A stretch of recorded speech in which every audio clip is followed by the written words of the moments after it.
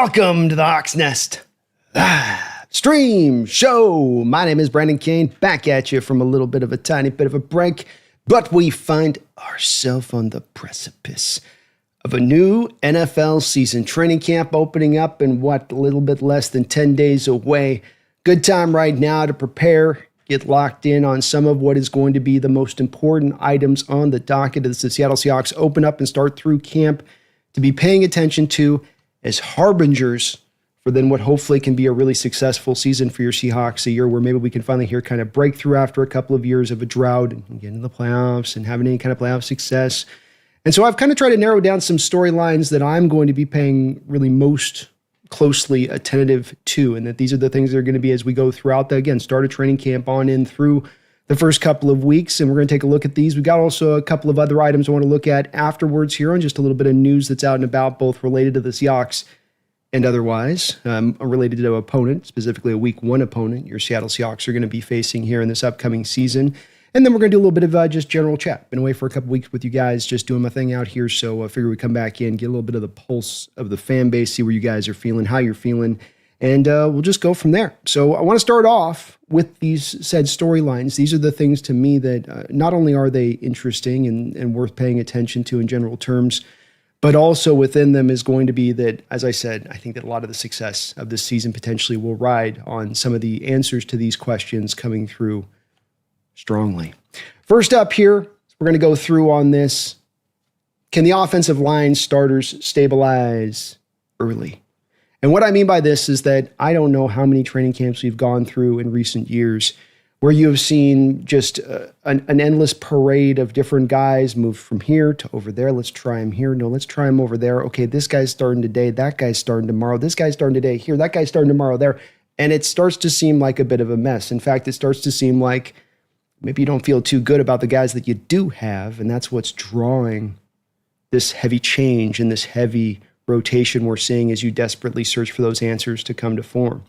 Well, what is, I think, going to be a very good, hopeful thing that we see right out the gates here is that we actually can see that the starters lock in pretty quickly. It's not to say that there isn't going to be some competitions, Sundell and Oluwatimi, for instance, Bradford and Haynes, but the team is going to be best suited by having these offensive line starters lock in early on, because it's going to mean two things then. Number one, it means that you actually feel good about the guy that you're putting in there versus, well, you messed up today. Let's try this guy in here. Oh, God, that you messed up. Bring the other guy back out here. He messed up. Can we try the third guy? Do we have the third guy we can try out there? Let's throw him out there and see if he can do. He can't. Back to one. And so it tells you right out the gate, okay, we got a guy that's actually, taken somewhat of a hold of the positioning of the starter. Zabel, can you grab that left guarding job? Bradford, can you take hold over the top of Haynes and just say, no, it's mine. I'm bigger, I'm badder, I move better. I get the job done overall better. I got more potential. Even though you maybe have drafted higher than me, it was only by about a round. So can that occur? And if it can, for that first reason that you got a good guy, but then the cohesion. I know I've banged this drum many times. Chemistry, continuity, cohesion, the 3 C's when it comes to the offensive line. Can these guys work together and be in lockstep? Have that almost psychic ability. They can almost astrally travel from one body to the next and body swap, that they know exactly what that guy is going to do. This offensive scheme, above any other that we've run in recent years, of Cable's schemes, of Waldron's schemes, of what we tried to do last year with Grubb, this one is more pinpoint and exact in its details. A step here, a hand there, a foot placement here, throw your hips there. It's a lot of those type of real intricate details that then rely also on the rhythm to be right between those offensive linemen. And if you are running through different guys 24/7, you're not getting the rhythm right. And I would argue one of the reasons, and not the only reason with this, there's many reasons for this, but one of the reasons why this offensive line has been a big failing picture for your Seattle Seahawks for almost a 10-year period is because of the fact that you're constantly rotating in guys out, and you can't get guys in certain spots and let them lock in. Injury is one thing, but it's another thing when you don't feel good about your starter and you just got to keep rolling through, hopefully finding somebody eventually. That usually means you're not going to find anybody and you're just going to keep on scrambling. So stabilization of the offensive line, stabilization as much as humanly possible with the starters. Okay, if it's Sundell and Oluwatimi battling out, can we at least get maybe a Haynes and a Zabel at the guard positions locked in along with Lucas, and then cross out on the outside, and then it's just down to one position as opposed to 3 positions. It's like we saw last year again with the center position alone. You went through camp on that one and we could feel it, couldn't we? You could just feel that the team was a little bit unsure, that they were just a little bit of, oh man, this guy's got some good stuff, but this guy's got some good stuff too. And it's like, is that what you're really telling me? And in fact, it wasn't, right? Because then they went out and got Connor Williams going, no, it's that we do need to get a little bit better on this. It's not quite good enough. So stabilization of the offensive line is going to be a big thing that I'm going to be paying attention to early on. If they're swapping bodies out, I'm going to be a wee bit worried about this offense. Early signs of a dominant defense. What do you mean by that, Brandon? Well, I mean that this is what is going to have to carry the load for this team this year if we have hopes of being a contender, if we have hopes of being a division contender, if we have hopes of making noise in the playoffs. It's going to be riding back on the back of this defense. The offense will do its part if it can. I think it will. And I think the special teams is going to hold up their end. I do. But when it does come to the defense, this has got to be one that is dominant. And to be dominant, you've got to have the Mike Macdonald scheme out in full. Last year, I really got the impression in listening to Mike and how he was having to do this, and also how it just makes logical sense. This is a very complicated defense with a lot of layers, with a lot of adjustments built in. It can sometimes simplify some things down for the defenders in certain ways, but it's also just has a lot of moving parts to it and a lot of potential ways in which it can kind of ebb and flow, and what it shows the offenses, which require you to really have to learn the basics before you can get down to the advanced stuff. And I think that Mike was understanding last year that he had to kind of stick to some of the basics. I think that's even why you see there being even a little bit of a difference in the blitz rate from where he was at with the Ravens the prior year to where he was at here with the Seattle, knowing I've got to kind of keep this a little bit more to what maybe they're used to. I know it's only like about 7-8% difference, but it's still hardy enough, and so he's stuck in that pocket. I think this year you're going to get more of the games. I think this year you're going to get more blitzing. I think it's going to be more exotic, le exotica.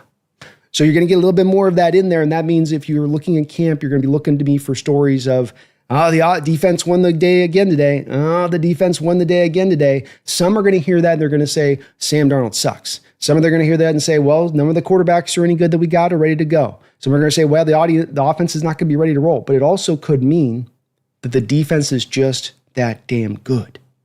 So I'm going to be looking for that story to be coming out. I'm going to be looking for, hey, I was watching this defense last year and what they were trying to teach and where they were trying to roll out. And without giving out details, love to hear this from the reporters if they're seeing it. This year, I'm seeing more guys moving in that ebb and flow prior to the snap. I'm seeing more of an attempt to disguise the packaging post-snap, pre-snap.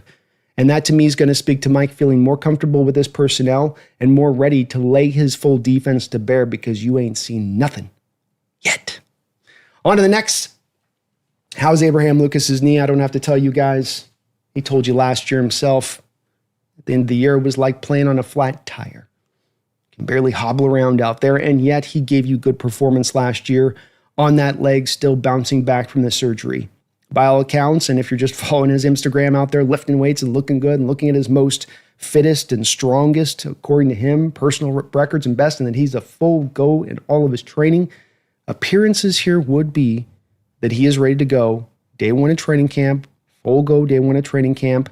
We'll have to see if they're going to have to manage him. This is the part you pay attention to, and this is why it's such an interesting storyline, because if Lucas goes out there and he's out there practicing every day and there are no limitations, and you aren't hearing them say, well, we're keeping him out on a Thursday just because we want to just take care of his knee. It's okay. The knee's good. The knee's great. No, the knee's totally fine. But we're just going to hold him out this Thursday just to kind of, give that 24-hour rest to that thing, just to let it calm down. Calm down. Or he's out there, he's rolling day in and day out. He's getting the job done, prepared and ready to go for a full season. Because if you have Lucas out there practicing in full, no limitations, no flat tire, you've got a guy that can give you Pro Bowl potential from the right tackle position. And we already know what we're getting with Charles Cross on the left side. And this is where we get down the line of how you get down to a dominant season. Because if those two pillars hold up, the inside then starts to find its footing. That's where the offense does enough on the back of a dominant D with a good special teams unit to get you out there and surprise pretty much everybody at this point, huh? The country, Vegas, everybody in between. So Lucas's knee, I don't think this is a shocker to anybody out there. We've got to be watching this one, and hopefully he can bounce back. Josh Jones is probably a little bit of a better upgrade from what you've had in Stone Forsythe there in the past. Mike Jarrell's got some potential of coming forward, as that was a guy that they felt really high about last year, and he didn't do too bad last year coming in for you in some spot duty. But Lucas is the guy with the upside. Lucas is the guy with that real high ceiling and gives you the best potential for this offensive line. And if he can't go in training camp, probably not going to be able to go in the season. If he can't go in the season, we might see the offense again kind of straying to kind of get around offensive line issues. Because unless the whole rest of the offensive line settled into that point, that's not your only issue there you're kind of having to deal with or get through. But hold on, Lucas's knee. Come on. No flat tires. Get that thing inflated this year. Please. Please. How is Ernest Jones's knee? This is the second side of this, but this is on more of, I would say, a bit of a positive note than it is on a bit of a negative note. What's up, Pumpkin? It's good to see you out there today. And ready to make an appearance. That's good. I see. You see we've gone live. We've got Jones's knee as well. Interesting little story with Jones that came through this offseason that kind of flew a little bit beneath the radar just a tiny bit, which was that Ernest had been playing not just last year, but for 2 years on this bum knee. And so now we start to get a little bit of an understanding of why, okay, with the Rams, they didn't want to pay Ernest Jones as it was. That's to be sure. We know that they don't like paying inside linebackers in general. But we're trying to play a little bit of the Sherlock Holmes game of like, why is it they wouldn't sign or pay for this guy, though? He was on the Super Bowl winning roster as a young player. He's a leader on the defense. He seems a gamer. He seems to be a pretty impactful player for what he brings to the Mike position. Well, now we got a little bit of the reasoning why, with that being that knee issue and being that it's indeed something that was going to require knee surgery. And, not the point that he tore an ACL, but there was something going on in there, maybe arthroscopic, maybe bone fragments. Who knows? The point is that he has been playing on it the past 2 years and not been playing too bad. That's why I say this is a little bit different of an Abraham Lucas, where Lucas, maybe both of them had a deflated tire by the end of the year. But in Jones, he's actually been playing at a fairly decent to high level here the past couple of years while on that bum leg. Now, if he's a full go coming into this training camp, and maybe they're going to hold him out the first week or two and kind of be protective of him.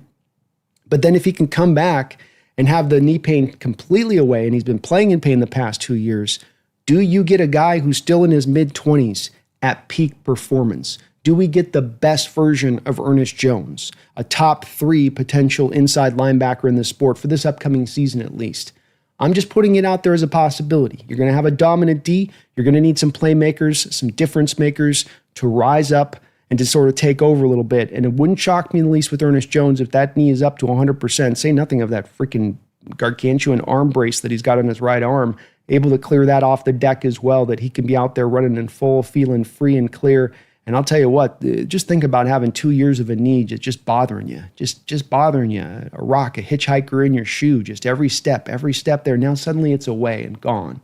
And both in the case of Ernest Jones and Abraham Lucas, now these guys just get to kind of run free in the fields, and hopefully that has them at their best. And if it does, it's going to be a very, very good sign for your Seattle Seahawks for the 2025 NFL football season.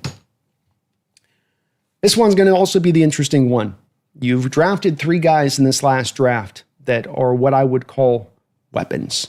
They all have potentials of being starters. They all have potentials of potentially being high-level starters, especially those out there that are really high on a couple of these guys. The talent is undeniable in them. All have their separate questions about whether they're going to reach their upside level of talent to be a consistent starter, consistent player in this league, a difference maker in this league. But for the upcoming season, that's not going to be the requirement. Nick Amawari, Jalen Milroe, Elijah Rojo. These are guys that are going to be here this year to be used as weapons. You're bringing them out here as kind of the curveball here as you've been throwing the fastball, here's your curveball. And how are those roles going to be fulfilled? In the case of Jalen Milroe, they have told us outright, Clint Kubiak is not looking to turn him into a Taysom Hill. You're not going to see him aligned out there in fullback. So does that mean that we're going to hear reports from camp that he's indeed just in the quarterback position and that that's just how they're using him? That you're not trying to have him in there as a running back, a side next to the quarterback. And some of these details you're not going to get from the reporters because they're not allowed to report on this stuff. So if you don't hear about it, it's understandable because they're just not allowed. But that's going to also be something when I'm in training camp and watching for how they're using Jalen, when I'm there for 3 days to check it out. I'm going to be looking to see if they are using him out in those other places like you see Taysom Hill used, like a tight end at times, or if it's more of keeping him centered and grounded in that quarterback's position. We're going to bring you out at times this year. It'll be short yardage. It'll be down by the goal line. It'll be very specific packages, but you'll be a quarterback and not a fullback and not a tight end. So that'll be the one interesting guy there. Arroyo, is he a tight end? Is he able to do inline? Is he going to do H-back stuff? is he even going to do X receiver position stuff? The X receiver on an offense is the receiver that's going to be on the line of scrimmage. Your slot gets to be off the line of scrimmage. Your Z gets to be off the line of scrimmage, essentially. Your X, he's got to always be on the line of scrimmage. He's got to deal with press coverage. The team has indicated that they think Arroyo can play some outside receiver in addition to those other two tight end positions. The inline, where you got to block and get in there tight with the offensive lineman, and the H-back, where you get to be off the line of scrimmage there, and it gives you a little bit of movement ability post-snap, some freedom post-snap to not have to deal with as much press coverage. How are they going to use Arroyo in camp? Is it all three places? Do they just try to slot him into kind of a role as well, a la Milroe, where you'll be our X receiver in goal line packages? You'll be the third tight end and three tight end looks, or we'll have two H-back look tight end sets with you and Fant out on the football field at the same time. How are we going to unveil that one will be an interesting one I'm going to be paying attention to because I think if you're going to be a really good team this upcoming season, you're going to need some of these X factors like these guys that can be just weapons. They don't have to carry the day. They don't have to be stars or superstars, but guys that can just fulfill a role on the team to help you and be propelled by the sum total of the parts. It's not a star-driven team. It's a team with a lot of really good parts and star potential within it. And so you need these kind of guys to find those roles. Like I hope Arroyo can here on this team and be fitted into it. Not have to be that starter, not even have to be the starting H-back, which is going to be his long-term position on the team, but be a weapon piece and be used all over the line of scrimmage there and hopefully finding mismatches on the back of it. Because I tell you, this guy with his potential speed and what they tell you, 4.53 at his size, at his length, being matched up against some of the linebackers in this sport, he's going to be running by guys. That stick nod route, man, I keep coming back to it. The stick nod route is going to be potentially killer for him. Get a linebacker stopping his feet and having to pick him back up in coverage and no safety help over the top. Goodbye. Now, Nick Emawari is your third guy in the matter on this, and this one's going to be interesting to see as kind of a combination deal between him, Kobe, and Devin Witherspoon. Does the team, a little bit like Arroyo on the offensive side of the ball, look to just use him all over the place for certain packages here, certain packages there? Or do they try to put him into a role as just maybe the slot? And really, that's when we put you on the field, you will be as a slot, and we'll kick Devin Witherspoon out to the outside, and then we're going to keep our safeties basically the same throughout the course of what we're doing? Or do we pull you out there as a safety and say, we like what we have in Devin Witherspoon in the slot. We got Shaquille Griffin out here to reinforce the cornerback room depth, Josh Jobe, Nehemiah Pritchett. Maybe some of these guys come forward. The kid Charles that we got from the Saints, one of these guys can kind of fit into their spots as backup roles. So we're going to put you out there. I'm going to be paying real close attention to your use of Arroyo and where you're going to line him up and how you're going to put him, just to see if there's the confidence the team has in, let's say, Witherspoon playing on the outside. The confidence the team has in Kobe Bryant taking that kind of another step forward this year, like I think he can, and really earn a super big payday on the back of especially being a playmaker with a real nose for the ball. It's going to tell you a little bit about other players, supplemental players on this team a bit to me of how they use Emawari, because he is such an interesting piece on this defense to be used, and he can be put all over the place. So you're going to kind of, I think from a tendency standpoint, at least initially, want to try to have him kind of plug holes in the dike a little bit. And if you're having him out the slots, you're like, well, we feel maybe with Witherspoon, our outside corner isn't as strong as we'd like. We want to reinforce it out there with Witherspoon.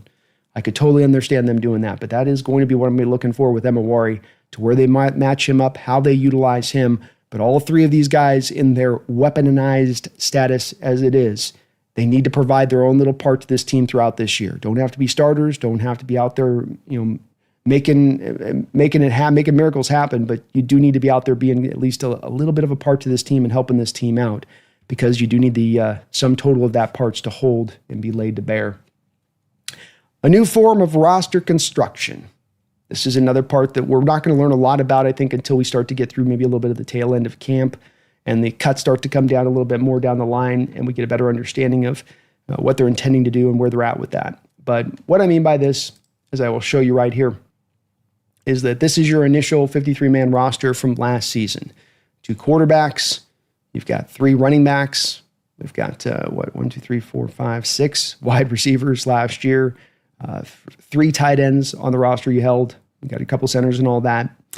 So what I think is going to change a little bit this year, and what's going to be a bit of an oddity this year, is that number one, you're going to probably carry one more extra quarterback, because you're going to have all 3 of those guys essentially kind of potentially active even on game day. If you're going to use Milroe as a weapon and he's not the backup quarterback, I could see that being very much the case.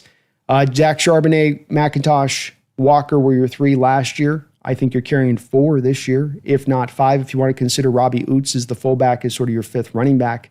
So where do you pull that away from? Well, now you're probably going to have to carry the 4 wide receivers rather than carrying the 6 wide receivers. Can you afford to do that there? You are going to carry the 3 tight ends absolutely as it stands right now unless something changes on the roster. So that part's not changing. I would reckon to guess as well that you're not going to be carrying any less offensive linemen collectively as to what you were carrying last year, that this was sort of the bare minimum of necessity of what you'd want to draw onto the roster. And what you have number-wise here for the offensive linemen from tackles to guards here is pretty consistent by what you see from it year in and year out. Defensively on that side of it, you kept a lot of extra linebackers. I think you're pulling from that this year, potentially to have an extra defensive lineman on this team. But you can see how the number game gets tight here. We had starting roster last year, 5 cornerbacks. You had the 4 safeties. That stuff stays pretty locked in. And what I'm kind of meaning by this is that with there being so many positional groups that are kind of locked in, offensive line, you're going to carry 4 safeties atypically. You're going to need 5 cornerbacks. Because there are certain positional groups that there is no room to pull from, you're going to have to yank from other places, and it's going to get a little bit painful by the way that the NFL has designed this. And so this year, as you're now going to a Clint Kubiak offense that is going to require a fullback, that is going to have kind of the weaponized quarterback at that position to be utilized in that way as well, how are you going to have to now offset that a little bit? Who's going to get pulled from on the roster where? And of course, my reckon to guess is that you're going to probably carry a bare minimum 1 less receiver, if not 2 less receivers. And then you're probably going to go much lighter as far as your linebacker position goes. You're maybe going to carry 1 or 2 less of those as it stands. But I don't know where else you're going to be able to pull from on this team because like the offensive line, your defensive line's kind of locked in. Your guys are there. You don't really have room to say this guy's on kind of the bubble. You know who's pretty much going to make this roster and who isn't as far as that defensive line goes, absent somebody falling on their face. And so this does make me wonder about how they're going to pull this from where, given just how tight you could see it was last year with just having the 3 running backs and not the extra fullback there, and some of how they ran that with that. So something to track as well. This isn't as major a thing, but how they construct the roster will be important because the NFL is kind of lame right now in that it forces you into that box of making it very hard how you're going to put a roster together right that can manage throughout a whole 17-game schedule. I mean, they should really have this thing up to 57, 58, 59, 60 players even would be a lot more appropriate at this point because they're just teams get by as the year goes along. You can see even with the practice squad. Last one here on this is always one I pay attention to when we got Trader John in the house. When we got that man that just, he loves to gamble, you know. I don't know if he's grown the gray beard yet, you know. I don't know if he's shuffling a deck of cards in his hand at all time, but Trader John, I think, always has got one more move in him. One more move in him. And he is sitting there right now with your Seattle Seahawks, top 10 right now in salary cap space, with the flexibility potentially of doing something with a couple of contracts also on the book, i.e., you have even more money to draw upon quite easily. So does John sit here as he comes into the start of training camp and feel a little bit jumpy? You got some players out there in contract negotiations, and I know many of you have assured me, you've told me up and down, Brandon, you ain't going to get Micah Parsons. Brandon, there's no way you're going to be getting yourself any TJ Watt. Brandon, I'm telling you right now, we ain't trading for Trey Hendrickson. But you're sitting on the money. You're sitting on potentially some assets that could make a deal potentially very relatively easy to pull off. And in John Schneider's case, we have a very rich history of him paying very close attention when it comes to the training camp as to players that are out there and open on the market. Be it a Sheldon Richardson, I believe a former first-round pick for the New York Jets, who you brought in on a trade with the Jets. Of course, went back to the Jets a couple years later with Jamal Adams and a big trade there. You got the Jadeveon Clowney deal. Connor Williams last year wasn't as much a trade, but you gave him pretty decent contract there at the training camp point there to bring him on in. The point being is that John is not shying away. So some general managers would look at the roster right now and they'd say it's locked in.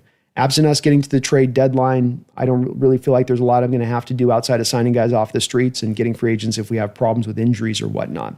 I think John has the complete opposite outlook on it, where he sees it as a real true market opportunity to grab a guy that he can go out there and get who's not going to typically cost those maximum assets. I know many people are screaming from the top of the roofs right now, Jamal Adams. That's not an example of that, right? But we also, I think, would all agree that maybe the Jamal Adams trade wasn't just wholly driven by John. Maybe that wasn't a John special. Let's just say that. But he pays attention at this time of the year, pays very close attention at this time of the year. And these contracts that are ongoing in sort of what I would call the quasi-disputes continue to kind of move along here and are very interesting little pieces to kind of follow along here where Parsons' deal isn't still done. Parsons wanted to get this done early in the offseason. Cowboys are doing their typical Cowboy thing. And I think it'll eventually get done. I think the Watt deal will eventually get done. I do think Hendrickson has a good chance of being moved. But it doesn't have to be just these three guys. It can be a move out there to be made that nobody's really anticipating, but John looks at it as now's the time to strike. Now I'm going to get that team more realistic about the draft capital that they can get back for said player, where they're asking for the moon and stars maybe 3 months ago for that same player. I think it's realistic. I think it's very realistic, and given his track record with John, that's tended to be how he's liked to roll in that way. So those are going to be the storylines that I'm going to be taking a look at for this upcoming season and just keeping a close eye at the training camp. I think these are all items that are going to be very important to looking at just to see if this team can have those nice omens that you want to look for that help you really, I think, feel good about the fact that you can maybe have a year where you're on your way to getting some things done. And that this team's ready to break through 3 straight seasons of winning years. First team in NFL history with back-to-back seasons of a winning record and not making the playoffs. You're knocking on the door. You're kicking on that thing. You're throwing your whole body weight into it. This is not a team that's been on the other side of the room and can't even get to the doorknob. You're right there, man. So this season can happen. This absolutely can. And I know that a lot of people are selling the Hawks down right now, nationally speaking, and Vegas is selling us down, nationally speaking. But that doesn't matter, and it really doesn't hold true. It's more, I think, just to the fact that they just don't pay attention to us out here. We just don't exist in their eyes, and sometimes out there. A couple other notes here I want to present to you guys before we'll pop over to you guys in the chat and have a little bit of discussion. We've got Byron Murphy, of course, this week. I think he's almost used up all of the skin that he possibly can for any ink. There may be another couple of inches in there. I mean, maybe it's just all about the coloring now. That's all I can wonder. But he did give a very insightful little interview there where I think that there's some acknowledgement in him talking about hoping to play more 3-tech this year is what he was speaking to, and working on more of his pass rush. And I think that that's very good to hear. I don't think the pass rush from him last year was lacking. Just hard to get a lot of opportunities when you're getting doubled every time on the pass rush. But sounds like he's working hard, and does sound like by what he spoke to in that interview that there is going to be more of a draw to him playing that position as everybody in the Seahawk fandom wants. There are rarities in the Seahawk fandom that you get complete agreement across the board on any one item. Everybody will disagree with you about everything, even on a starting quarterback. This person will love this guy. This person will hate that guy. But there is a universal 100% feeling amongst the fan base on this one that Byron Murphy needs to get his happy ass over to the 3-tech. And he needs to just be living over on there, living on 3-tech street. Because that's where he's going to be his best. That's where he can be dynamic. That's where he could be that difference maker to rise up on the top to this defense, if it is possible. Now, another bit of news that I teased at the top of the show here today was all is not well in Niner land.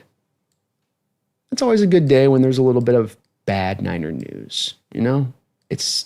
I just kind of dig it. I always like when I see this time of year, somebody's always squawking about some money that they're not being paid or something they need to be given or something that's got to happen. And the Niners find themselves now here in this state. Juwan Jennings, 1 year after signing a 2-year extension, I guess. There's some weird details on this whole deal with Juwan and his extension last year.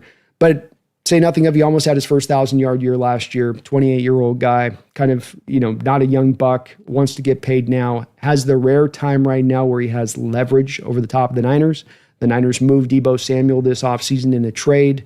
They still don't know what they have from last year's first-round pick that got shot through the chest. He did okay at the end of last year, but he wasn't looking like a breakout player by any means. You give the guy a little bit of, you give him a bit of a pass. He got shot in the freaking chest.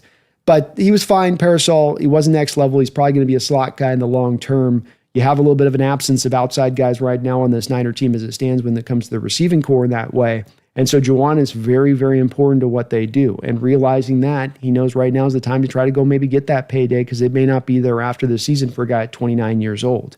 So we got a little bit of an interesting standoff between the Niners and Juwan Jennings. I might offer to you that this is why a deal like Brock Purdy is not really particularly all that smart for the Niner team, because you just start making certain decisions where the right decision is probably to do this, but you don't want to do that because it means you got to close a Super Bowl window and then hope to reopen it later on. And then that's the reasoning driving you a little bit. But the problem is now you start to make these decisions, and I always call it the compounding effect of things, where you made a decision here and now it's going to affect this decision over there. You sign Brock, now you get to a Juwan Jennings. Is Juwan Jennings part of the future of this football team for the Niners in that receiving core at 28 years old? No, he is not. But you've already indicated you want to go for it this year with Brock. You've already indicated with making George Kittle the highest paid tight end in the sport and re-upping with Fred Warner. We're still all in, chips to the center of the table. But then you're to a decision like this that should have been a decision to me like the Brock Purdy one, where you go, okay, we're not paying Brock Purdy that amount of money. Come on. Nobody's paying him that money. Come on. To this down with Juwan Jennings, where you go, okay, well, we got to pay him because we don't want to trade him, and he's going to try to force our hand with that or be disgruntled. We don't like that, but then we're worse, so we just got to now pay him. Now we are into that kind of cap bind situation problem thing that this creates, where it's not just the Brock Purdy contract. So many of those Niner fans were patting themselves on the back saying, oh, look, it's not $65 million per year. We got a discount. But it's that you gave him that big stack of money, and I get this big stack of money to this guy, now the big stack of money to this guy, and you were last place last year. It's not a good position to be in as far as an NFL franchise goes, and it's not a good position to be as an NFL franchise that every single year you seem to have some kind of contract squabble with your front office and are unable to get a deal together. And I'd reckon to guess maybe some of this could be that they know the Sharks are smelling blood in the water a little bit, that they know that you won't pivot off. You only moved Deebo Samuel after Jenny Craig couldn't take care of his butt. You know? You only moved off Deebo Samuel after you learned that his water fast diet wasn't getting the job done. 2 years too late, quite frankly. So we'll see what they do with this, but a situation to track and monitor, not only because it makes an opponent's contract cap situation all that bloody much more worse for the future, but also because of the fact that they are a week one opponent for your Seattle Seahawks. And remember, San Francisco 49ers already are likely to be out without Brandon Ayuk for the first couple weeks of the season. So can you imagine if there is no Brandon Ayuk the first couple of weeks of the season, and then there is no potential Juwan Jennings in the first week of the season? I'm not saying it's going to happen. I would estimate that they probably would try to see if they could get him moved at that point, but I think that they're just going to get held over the barrel on this and do what the Niners do at all times when this kind of situation happens. Drop their pants and bend over. See how it goes, though. You guys let me know on that one. I appreciate everybody watching today. If you can for me, of course, hit that like button. It's always very, very appreciated. We're going to kind of be in and out here over the next week until we kind of kick back up with the daily Seahawks stuff and coverage as we actually get into training camp and stuff. You know, the wheels start to turn and we get a little bit more of actual Hawk news. This is just on a final note before we get over to you guys in the chat. The good thing that this is what we want to have happen. You want content creators like me of teams to be completely silent through about just the late last period of June into the early part of July. It means players are out there, they're enjoying their time off, but they're not Quinshawn Jenkins enjoying their time off. You know what I'm saying? They're out there taking care of theirs, they're being safe, they aren't doing anything crazy, they're keeping themselves in good shape, and that all quiet on the Western Front for your Seattle Seahawks is a very good thing here as they're starting to come into training camp. Nobody out there going, where's my money? I'm going to give him I need my respect. I need my respect. None of that going on right now. Instead, we got all of our guys to a man showing up to mandatory mini camps. That's what we got on the other side of that. How do our championship seasons made? How do they occur? It takes a lot to be had. Talent, timing, lightning to strike in the bottle. But I've always said that one of the big steps that you need on top of all of that, one big mighty step on top of all of that included, is the players really taking on ultimate responsibility. That it's not just a job, that you're not just clocking in and out, but that you are really trying to ascend towards greatness. You're recognizing what that will take and the sacrifices that'll take to get there. We'll see with this team, but just maybe one more little extra thing to kind of pay attention to, and one thing that I think is showing in the right way as we lead up into camp. Appreciate you guys, really do, for watching today. I hope everyone's having a great summer. Jonas, good to see you, my man. Hope you're doing well. Seth K. Aloha's and missing the Hawks Nest streams. We're going to be kicking back up here soon. Got to get a little bit of the breather in there where you can when doing this kind of stuff. Jose Rodriguez in the house. Good to see Jose back as well on his side of things, man. Good to see Jose.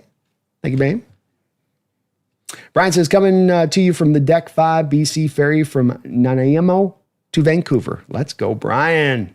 Oh, yeah. The beauty of Wi-Fi. Jonas Doyle says, our O-line unit should play together for the next 3 to 5 seasons as a whole. Whoever wins their spot in camp and doesn't get hurt will play. I would love to see it, Jonas. I'm a big believer in it. I think that this is what drives a lot of these successful offensive lines. And when you want to say, well, where's the proof of that? Look at the successful offensive lines in the NFL, and that's what you're going to see. It is going to be usually you're going to have a smart offensive line coach. I think that's the part we've brought in this year that maybe potentially have been kind of lacking a bit in recent years. But it also does take those guys playing collectively together for a good period of time so they can feel those blitzes. They can feel the stunts. They can know when to shift. They can know when their buddy's in trouble and needs some help versus I can pivot over here and help out this block. There are endless arrays of situations for offensive linemen where having the intimate knowledge of what my guy on my shoulder to my right and to my left is doing to a T is so beneficial in getting better performance than out of the unit from it. And it has been absolutely, without a doubt, been missing from your Seattle Seahawks here over the past 10 years when you look at our lines.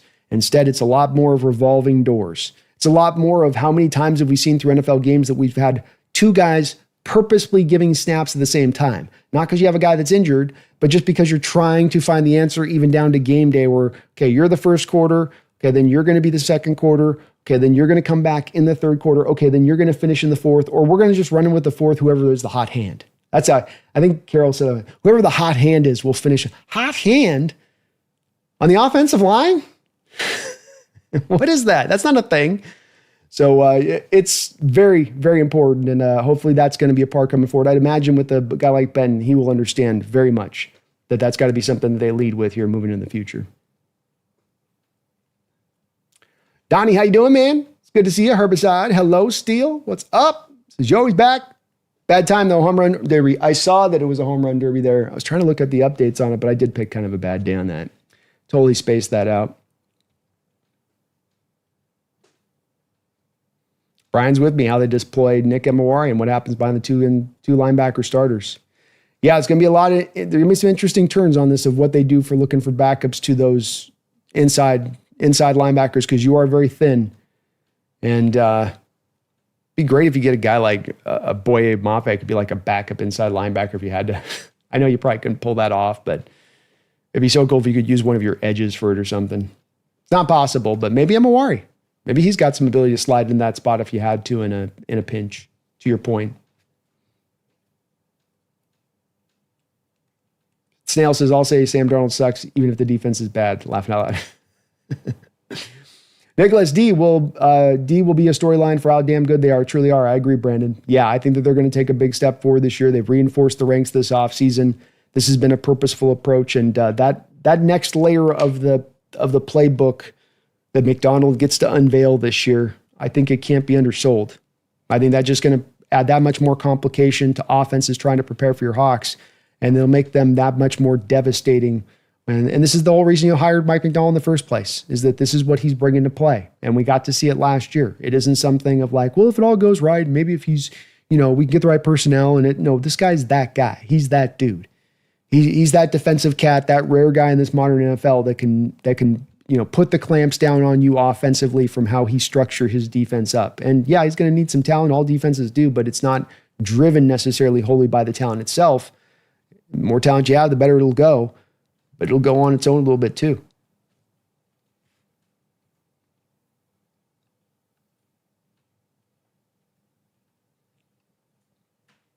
King Bomber was so bored, I decided to check out some 22 draft stuff, read through the draft room article, and apparently they were debating whether to take an O-lineman or K9 with that second round pick. Yeah, I think that was right. I'm trying to remember that. So what I believe from the article on that one, King Bomber, is I believe that there was the thinking about, I don't know if it was John Michael Schmitz or it would have been the other kid that was out there, the other center. I get him confused. There were two centers in back-to-back years that went out in the draft really high. It's the kid that went to the Ravens, the center that went to the Ravens. I think the article you're referencing was they were looking at targeting him, but then he got taken in the first round, at the end of the first round by the Ravens, and so then they pivoted to K9. But that would have been a good pick if you were able to get that guy, but you would have had to have traded up to go get him. Cam Jurgens. I might be misremembering it, King. That's for sure. 22 so far ago at this point. I thought it was not Lumberg, but something Berg.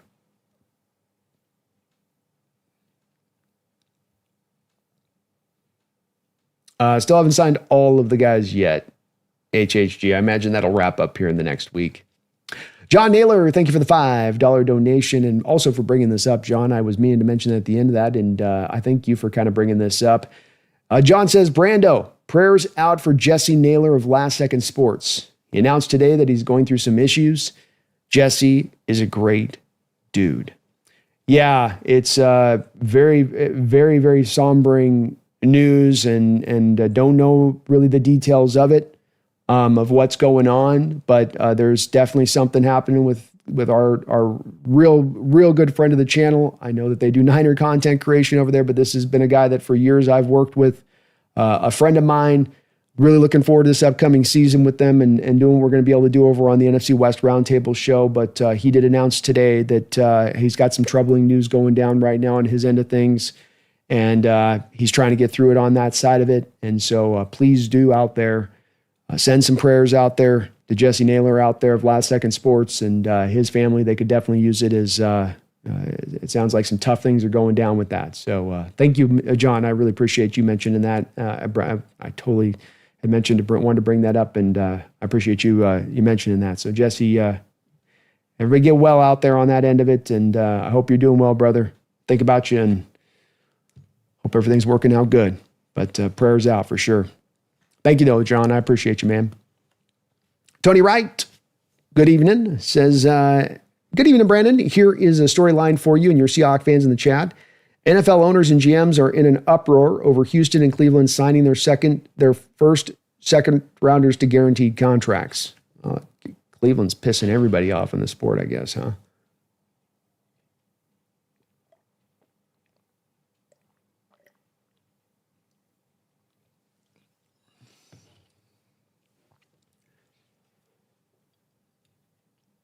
I mean, this is where it's going to get hard not to do it, isn't it?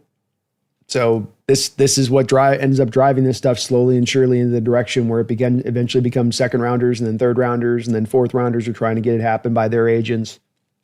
I think you probably start to lose the leverage by the time you get to like third or fourth round where the team's just like, we'll call your bluff. We'll just have you sit out. I think that definitely by fourth round, that would be the case, Tony. But I guess right at the third round to be about that marker that the team would be going, oh, really? All guaranteed for you, third rounder, huh? But this has been the thing, Tony, that agents were able to do in the first round when you had the new CBA rules that were brought into play, where the new CBA rules slotted every first round pick into how much you could make, slotted every second round pick into how much you're going to make. And every year there's a little bit of an uptick of money that you're going to get for all those slotting. So there's no agent that can go from one to the other and say, I'm going to do my job better because the slotted money is the same for each. But what you can do as an agent is you can say, I can get you more guaranteed money, or I can go get you more bonus money. I can get you more money in the first 2 years of the deal. I can get you. So this is where now the agents start to fight it out. And now they force general managers' feet to the fire because this is how the agent makes or breaks his career. This is how he sets himself apart from his peers. But the GMs don't want to give out the guaranteed contracts. Certainly not to second rounders. Hell, as we've seen with the first rounders, they didn't want to do it to that. But I would offer that once you have a couple teams that allow themselves for this to happen, it opens the floodgates. And Cleveland did this with the Deshaun Watson contract, Tony. And then we've, of course, heard all of the uproar in recent weeks here about the scandal out there regarding some of the collusion and not giving these quarterbacks guaranteed contracts. And that Cleveland kind of started that whole process, and here they are going again with it. You know, they don't seem to care with that. So this will probably start the ball rolling on second rounders getting guaranteed contracts, one way or the other, or at least most of the contract guaranteed, I should say. King Bomber, Shamar Stewart, Jada Barron, Jags third round linebacker, and 32 and 30 to 32 second round picks are still unsigned. There we go. It's that contract. It's that guaranteed language.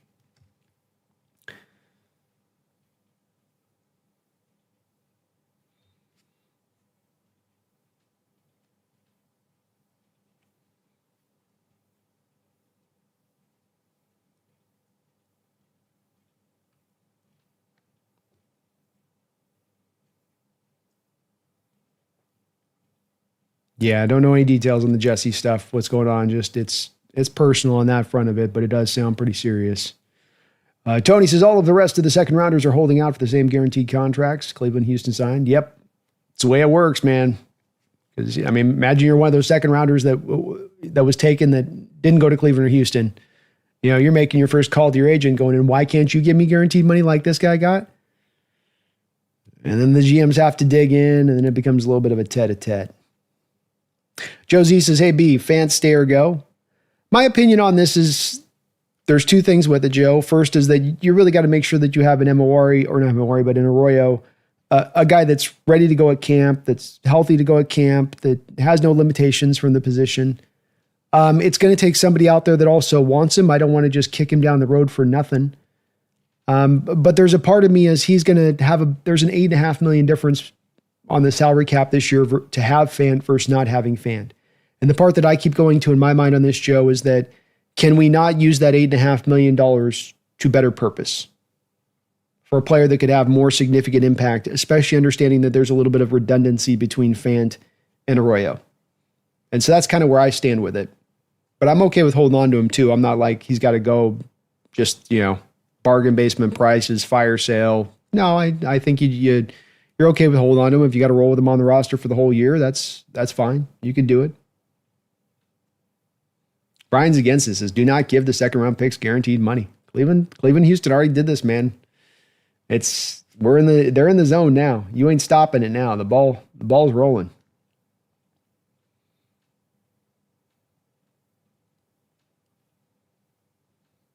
Tony says, Pittsburgh, Jacksonville, the New York Giants, Minnesota, and my Atlanta Falcons did not have second rounders in this year's draft, either by trade or just not having them. Wonder if there's some trading out of that round in advance just to get around these guaranteed contracts they knew were going to be floated. That's what makes this brutal now, Tony, for teams like Seattle, is that if you have these teams like Cleveland that signed their one second rounder to a guaranteed contract, and now you got two second rounders, you're getting hit double dipped on the guaranteed money. Because you got to give it both now, and then you got to go give it to the other guy too as well.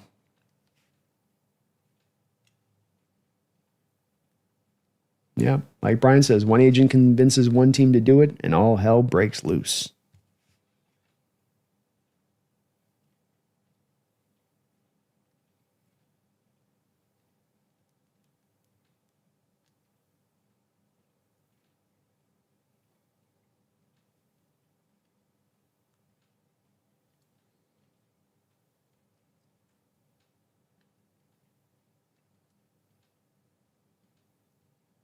King Bomber, Ladd McConkey was at 92% guaranteed, by the way. And Ladd was did they take him in the first at the end of the first? I thought they took him at the first.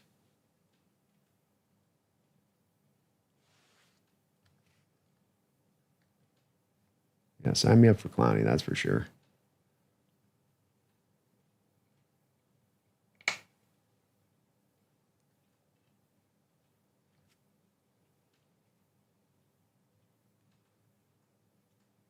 And then the thing, King Bomber, with the stats you're putting out with the 88% and the 86.4 too, is that then the next year's agent's like, well, I've got to beat that percentage point of guaranteed money this next year. So if Newton at his slot got 86.4%, I got to come in with 89% this year. And if, McConkey got 92% guaranteed, then the guy that's at his same spot this year, the agent's got to be like, well, I've got to do better to sell the client on me. So I'll go, instead of 92%, I'll get 95%. And you just slowly kind of inch your way up this to eventually the contracts just get guaranteed. Randall McDaniel, thank you for the $5 donation, Randall. It's good to see you in the house, brother. Brando, great to hear you, bro. Randy is bullish on the team. A few predictions. Top 5 D, top 15 offensive line. Hawks win West. Sam, better touchdown interception ratio than Geno. Ooh, So let's see here. Let's go blow by blow on this, Randall. It's great to see you in the house, brother. Randy's bullish on the team. I love it. Few predictions here. So top 5D, sign me up. I absolutely could see it. Top 15 is, I think, a pretty realistic possibility.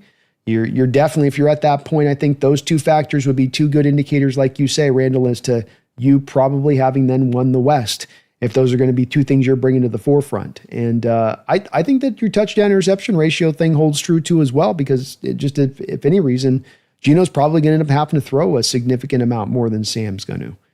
And there's going to be probably a lot more on Geno's arm to have to go win the game at times, I think, than what Seattle's going to do with Sam. Sam's still going to have to make his throws, don't get me wrong, but I just think with Geno, he's much more likely to be in probably a similar situation to what he was rocking here in Seattle the last couple of years, where, he's got to sling it a lot. He's going to be throwing 67, 68% of the time out there, maybe with the Raiders. They're going to try to run the ball, but you get down behind in football games, it's very hard to run the football. I love it, Randall. I love it, man. I'm with all those predictions, by the way, too. I'm lockstep with you on that, man. Good to see you in the house, too, brother. King Bomber, I'm assuming Emma Wari will probably be at 96 and the rest of the picks will follow the same trend as last year. Probably. It's hard to say. Like I said, those agents will try to push it a little bit further every year, Nature of the beast. King Bomber Jennings is the best receiver in the NFC West, probably in the NFC. He deserves a $35 million contract. Let's go. The truth shall set you free. From King Bomber's lips to God's ears. Niners, you got to just pay him $35 million. He's the best receiver in this. He's an X. He can fight off press coverage. He's a route runner. That's 35. Just pay him. Just pay him, Niners. It's what you do. Tony Wright, there's an unconfirmed report that the Cincinnati has offered defensive end Trey Hendrickson a 3-year contract extension at $103.5 million.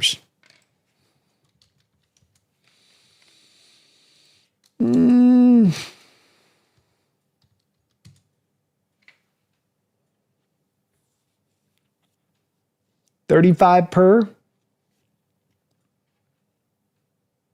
The details on that are going to be important, Tony, because I'm going to reckon to guess that there's not as much guaranteed money in that deal for Trey as he'd like. That it's one of those deals where they offer him a 3-year extension, but it's actually like a 2-year contract extension. And so he ends up having a pretty significant portion of the money that he's able to definitely grab in the first couple of years. But I'm sure from his standpoint, like a 4-year deal. But then if he's going to take less than a 4-year deal, he doesn't want to give APY rates on a 3-year deal, which is what he would be doing on that Cincinnati deal. Say nothing of the fact I know Cincinnati's kind of backloading that a little bit.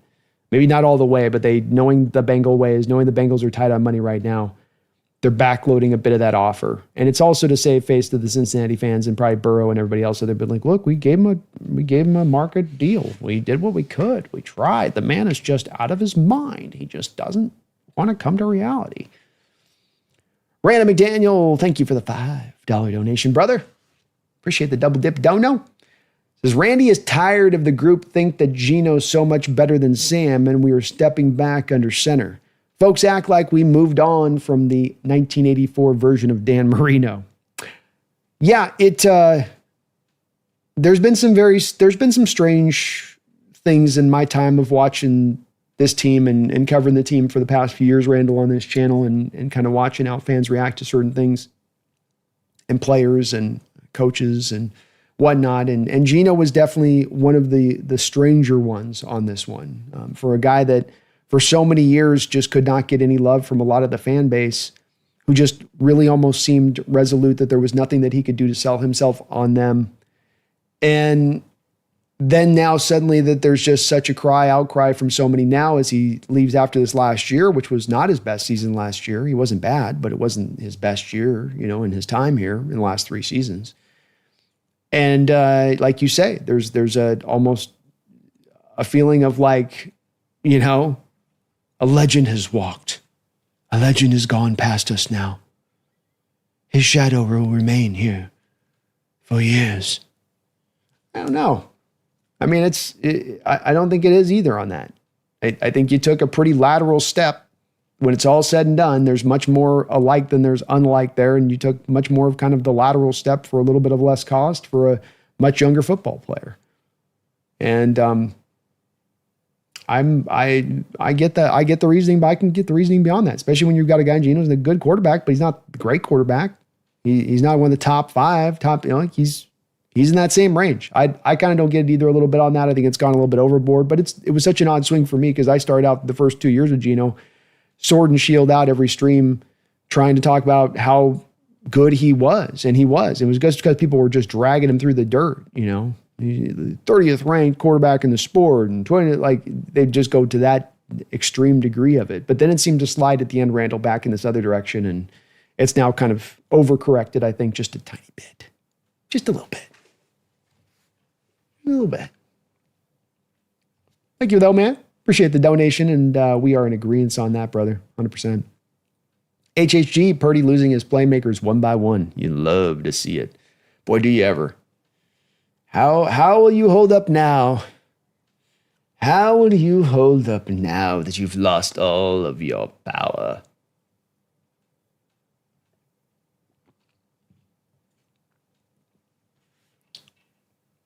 John Naylor says the deal with 49er Parasol last year. He was injured before he shot last year. That's right. He had that hamstring injury. Maybe a little bit of an effect to him on the guaranteed money thing. So that's so much drama for the Niners this offseason. Love seeing it. Man, DeMondre Lenore arrest last month. Juwan Jennings won a contract. Trading Deebo Samuel. It's just kind of, it's almost a little bit becoming business as usual out there in Santa Clara area. A little bit of that. Seth says, do we know more info on DeMondre Lenore? I hope he starts the year suspended, misses our first matchup. Yeah, I'm be okay if they want to lose Juwan and lose Lamore for that first matchup. I'm okay with that. Week 1, as we're just trying to find our sea legs. I'm okay if we get a little bit of a weakened opponent at that point.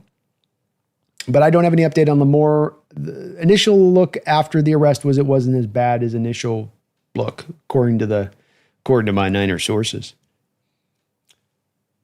CMC's another question mark. Herbicide, yeah. A lot of people feel like watching him on, and we'll see where he's at. But has he lost that step? That proverbial step. Not a real big running back. You lose a little bit of that explosion, it could have a much bigger deal for a guy that's a little bit slighter for the position. I do think HHT, to your point about Purdy, is that you're not going to get the best version of Purdy if this is the supporting cast you're going to try it out there for him. I think he's going to have some struggles out there as it's looking right now. Because you look at what this team's going to be fielding at the start of the year this year versus what they had trotting out there 2 years ago when he first took over the job. I'm not going to say night and day, but it's a pretty big difference. And like you say, Seth, on both sides of the ball too, not just defense, but offense. Both of them have taken their share of hits. Stoney Baker says, I don't like the Rams. I hate Brussels sprouts. Me too. Josie says, totally agree, B. Good character guys and culture. It's where it's built from, Joe. It's the thing that you hear from. I know I've said the story many times on it, but it is a story that I think was just so like an epiphany when you hear it told. And that is Cam Chancellor talking about, in his time about Carroll and how Carroll was gently, subtly pushing those young guys at that time to understand what leadership meant. And it was the ownership of it, not that you lead and you say, hey, go, you got to be doing it this way. That's a form of leadership, but the leadership is also the full ownership of it. The understanding that's a part of the package to help your guy out, get him in the right spot, for you to be prepared, for you to be at your best is also for you to not get into trouble, for you to be appearing at all of the OTAs. These are all things that build that. But that what Carroll was trying to get across to Cam was that this is the thing that when I've been around great teams that has happened. And when I'm on teams that underperform or don't get out there and get the job done, that is also the thing I can come to point to happen and say, we didn't have that. That spark didn't ignite this year for us in this particular team. We didn't get those guys rising up who understood and were aware. And I think it's hard. I think you'd like to think these guys all are in that mindset of trying to be at their best and do everything they can, but this is human nature, and you're a multimillionaire, and you've made it. You've made it. Hell, now with these guys, the guaranteed contracts in the first round, you maybe got $25, $30 million. So can your engine still run as hot? Can you care as much? Can you do more than the minimum? Can you go above and beyond, even not knowing if that's going to necessarily equate out to you making more? Because there's no guarantee you go bust your ass twice as hard and maybe nothing comes of it because your other guys don't do it. But if you get everybody in that lockstep of locking in and going with it, that's that final ignition point that takes a team into the stratosphere. Because teams around the league aren't doing that by and large. You got a lot more guys that are clocking in and clocking out. It's very important. Thank you, Joe.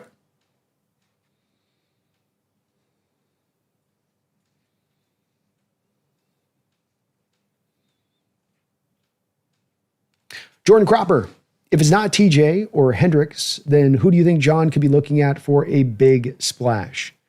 Well, I think that Parsons is a potential guy to keep an eye on with his situation and what's going on there.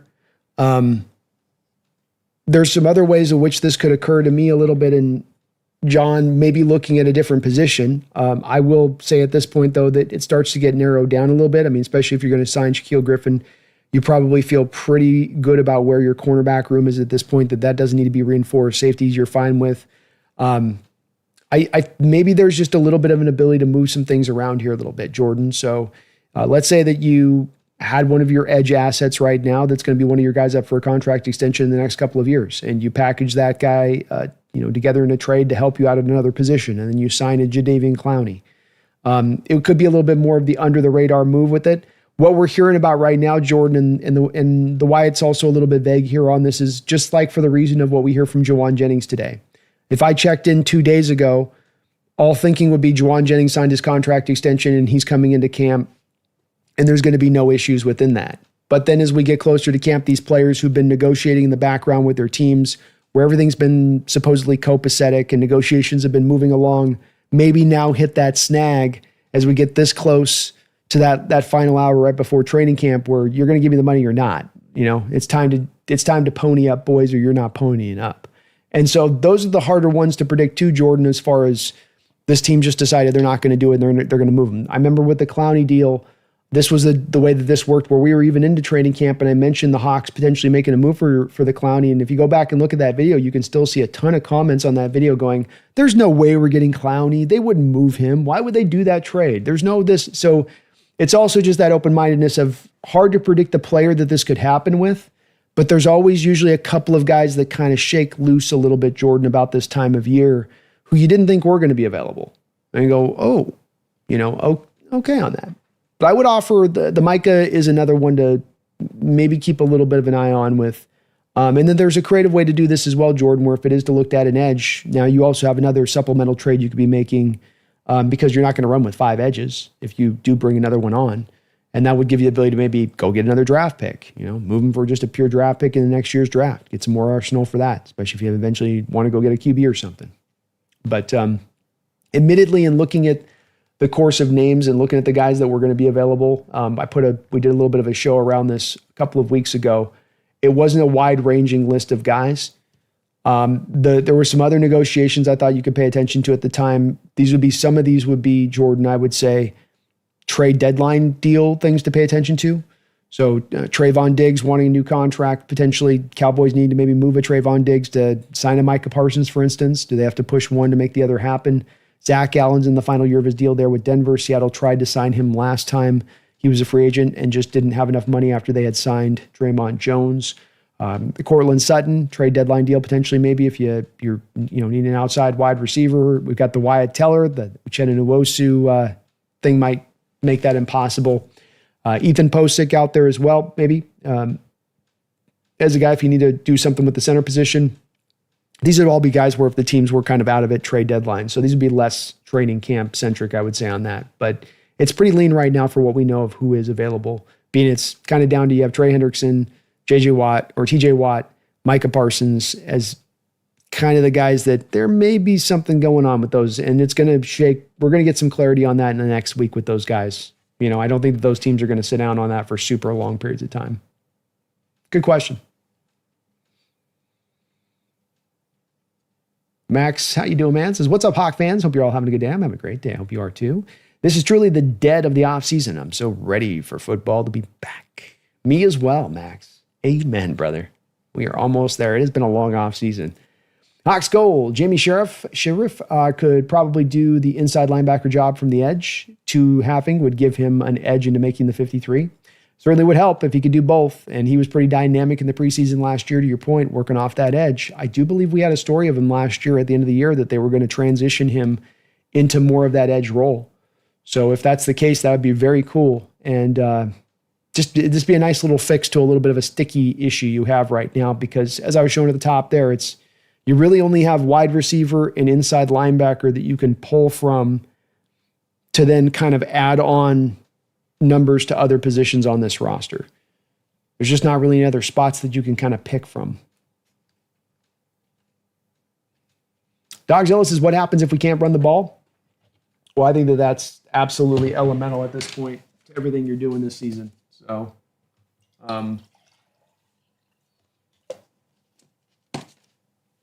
running the ball is not going to be like it's been in recent years, Dogzilla, where there's some optionalness to it and your offense is still going to work around it if it doesn't have it.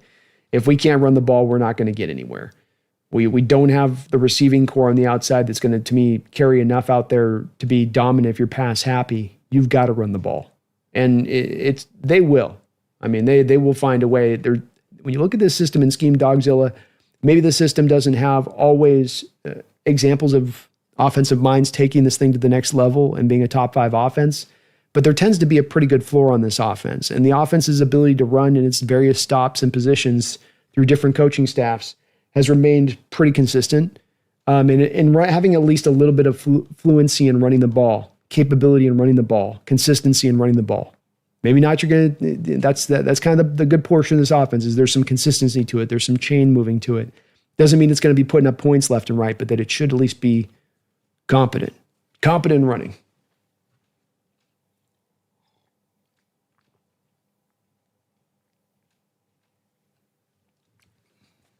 John Naylor says Jesse didn't elaborate, asked for prayers, and said he was on a day 6 of a water fast, consistent with his religion.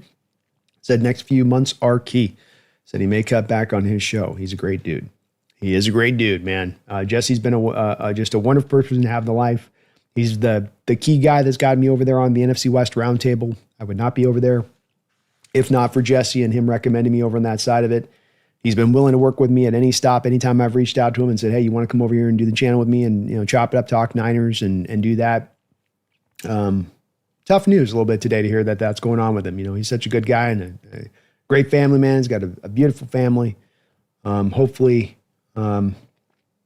everything's working out, well on that end of things, or will work out and well on the end of the things. I know he's going through it now. King Bomber says, I think they were interested in Tyler Linderbaum, but the article said that they were still interested in moving up after Linderbaum was off the board, and then says they were deciding between K9 or lineman as they're picking. Wish they'd taken Juergens. This line would be a whole lot better. Oh, okay, that makes sense. That sounds right too. So I think Juergens probably would have likely been the guy. I can't think of who else was in that draft. Yeah, I can't think of who else would have been an offensive lineman around that spot that they would have been targeting, King, if not Juergens there. Because he went very quickly after, didn't he, in the 3rd? Or I want to say he did at least.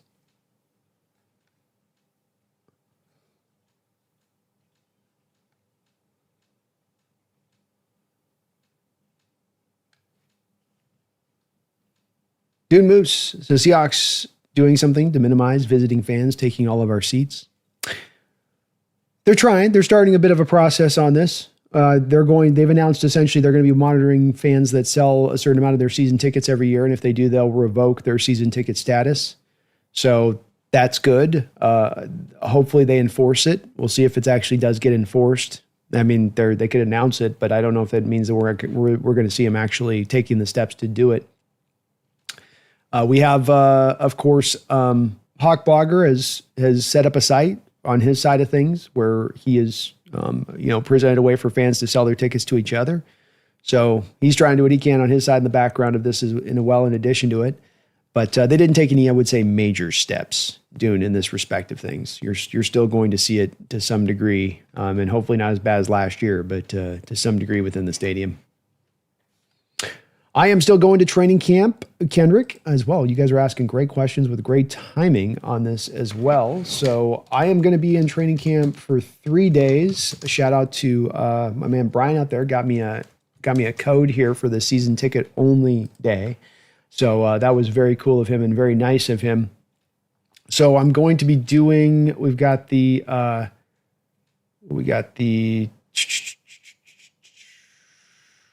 So coming on the 28th, so we'll be doing the 31st, the 1st, and then the 2nd, which is Fan Fest down there at the stadium. That's the scrimmage game in the stadium on the 2nd, I believe on Saturday. So I'll be doing the Thursday season ticket holders only day. Friday, I'll be there as well, the 1st of August, and then Saturday, be at the stadium at the scrimmage as well. We're going to be doing a meetup, Kendrick, with a couple of other content creators. We got Bryce Coots we'll be meeting up with there with the Hawk Zone. We got Seahawks Forever.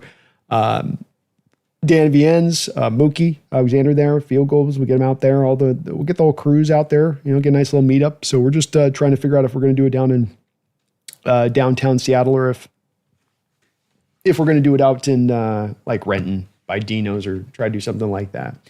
So those will be the 3 days I will be there at training camp. And you can find me out there on the berm. So if you guys are facing down on the field, you'll find me over on the left-hand side of the berm, probably about halfway up. I'm not going to be right there on the fence. I like to relax. I'm a little bit older. I need to chill.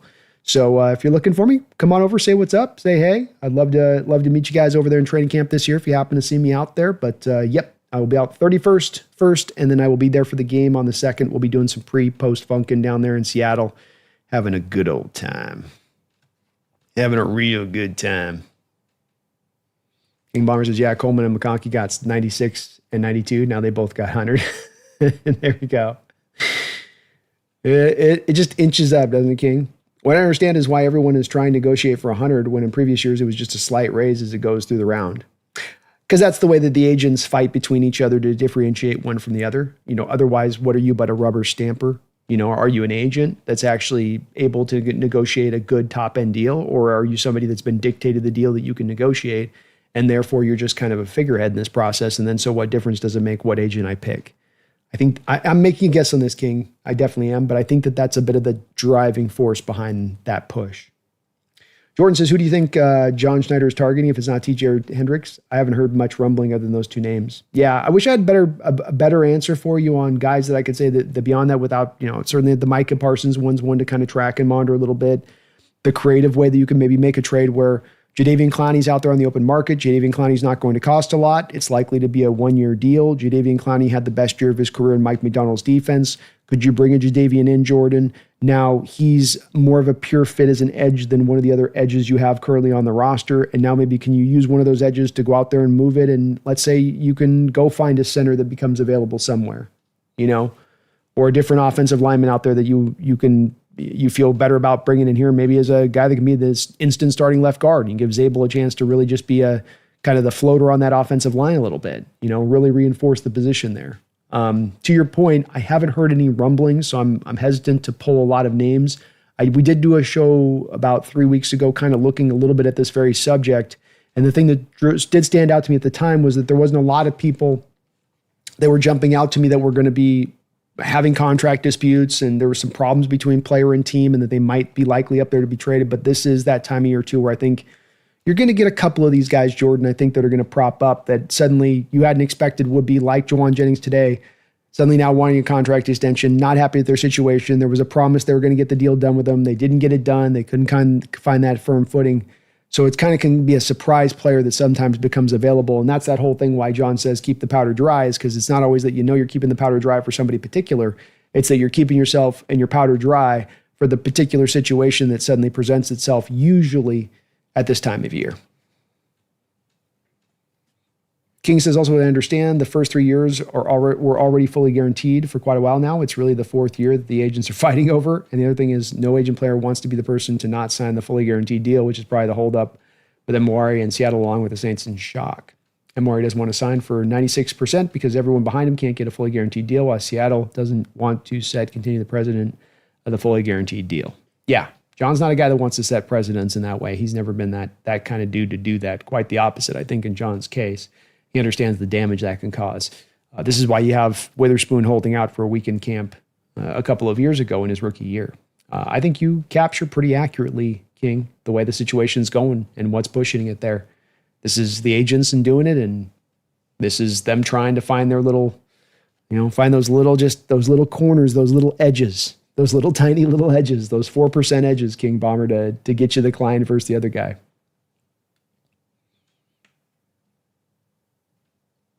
Brian says TJ is probably worth 2 defensive ends on a roster, but Mike Macdonald loaded up on the edge rushers for a reason.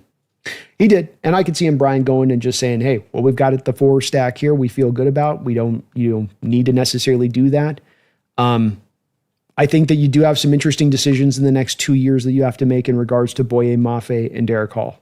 Mafe after this season and Derek Hall in 2 years.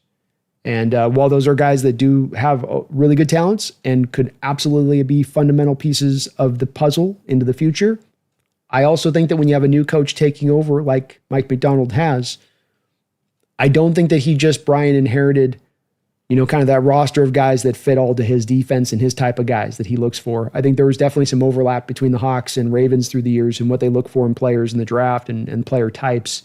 But I also think there's some differences too at times. And so I've just wondered a little bit with that with Hall and Mafe to where we could maybe find in Macdonald at the end of the day going a little bit like they're good players, but maybe I can get something a little more of a difference maker or more of a guy that fits maybe just a little more purely to my defense. The stuff Derek Hall does coming off the edge as that what I call wide 10 play wrecker is not the same of what you get from a Clowney coming off the edge as that play wrecker. There's a bit of a tangible difference in the power and strength you feel for them and what they're doing there, on top of Clowney being a lot more aware as a run defender and what he does out there in that way. But it wouldn't surprise me, Brian, at all if they just decide to run with the 4 they got. You got 4 good ones. You got 4 legitimate ones. It's as deep a group as we've seen in recent years. But if you get a difference maker, is that worthwhile, especially being Brian, you've got the money to do it. You wouldn't have to take this guy and base to bonus this dude and grab money from 2027 here and 2028 there. You could just do it on the money on the books from this season. Brian says, Cam storyline, not really mentioned yet. Darnold's play in this offense. Yeah, I held off on that one, and I did think about doing it, Brian. My reasoning for not is kind of 2 different fold on this, or 3 different fold. Number 1, it's that I'm fully expecting the defense to be well ahead of the offense. They're in year 2. This offense is starting in year 1. We also have, on top of this being a new offense for everybody across the board, this is also now Darnold with a new team. And an offense that he's reasonably familiar with, but the terminology, all that stuff's going to change and be different from what he's accustomed to. So everybody's in a learning place. And I think that when you have so much of that learning like that, I don't know if we want to take a lot of huge takeaways from Darnold through training camp, as I'm fully expecting there to be a lot of kinks that they need to work out. And that can only come through the repetition and making mistakes and, driving it down. I would expect that him being a veteran and him having multiple stops before, that he should be able to pick this up relatively fast and that there shouldn't be much of a carryover this into the regular season. But I certainly think through the first couple of weeks of camp especially, there's going to be a lot of guys going left and some guys going right. And this guy went over and did that thing. And it's not necessarily on Darnold, but maybe he's then looking bad on the play because 2 or 3 other guys didn't do what they were supposed to do. Kendrick says, I want to see Lenore get trucked by Sharp and Walker. He's been talking his noise. He's talking noise to Walker this year. I guess he still feels bad about Walker flipping him for real, I guess he still feels a little bit bad about being on the wrong end of Walker's MMA move. Walker's got some power to him, man. That wasn't the easy flip either, He wasn't like his momentum was already taking them. He took him from like a dead standstill face to face and just flipped him. What's up, Kevin? How you doing, man? Missed you too, bro. Please do hit that like button. King Bomber says, what if the Saints are just making a big brain move where they actually have a contract and have agreed on a deal, but are screwing every other team by not signing so players will hold out? It's possible, I suppose. It's possible, man. You gain your advantages wherever you can, I suppose. Kevin's out on Micah Parsons. He says, no. HHG, make a move for Jennings? No, you're not going to see an inter-trade. You won't see an interdivision trade. And I don't think the Niners, with what they've already had invested into this season, making a run, with the schedule they have in the books, I don't see any reality where they would be willing to let go of Jennings at this point. So they're held over the barrel, and Jennings knows it. That's why he's bringing this stuff up. I got you. You don't got no choice. If this was last year, they gave him the extension last year when he had less leverage, when he wasn't coming off as good this last year, when they still had Debo, when they still had Brandon Ayuk, when they had just drafted Ricky Pearsall. You're in a weaker state, in a weaker position now. You got to make the signing. But this is how teams make bad moves. They make one bad move, and then it starts to inform other moves down the line. And now you just keep throwing out the bad. Like, well, we would put so much investment into it, it's eventually got to pay off. Kevin says, O-line is the only thing I see invested. Otherwise, save up for a move during the season or early contracts. I love it, Kevin. I love it, man. I'm completely fine with taking the patient approach, especially with consideration towards that trade deadline where you can have a chance to see if there's a guy that shakes free at an even cheaper cost, a better player at a different position. So, and that you don't have to spend as much upon. So I'm okay going that route with it too. I'm not pushing hard for a trade, it will be something to kind of pay attention to if John gets a little jumpy, he gets a little feisty at this time of year. He starts feeling himself a little bit, Brian says, would any team trade a decent offensive line at this point? Unlikely. I'd say it's unlikely now. I think by the trade deadline that there's more of a possibility of it, Brian. If a Cleveland Browns team is out of it, are they open to moving a Wyatt Teller? Are they open to, with the Posick? I think he's still down there in Cleveland, especially his familiarity in Seattle. But you're probably right. No. And I think on top of that, Brian, John's not had a penchant to want to give up the assets it would take to go get one if one was available too.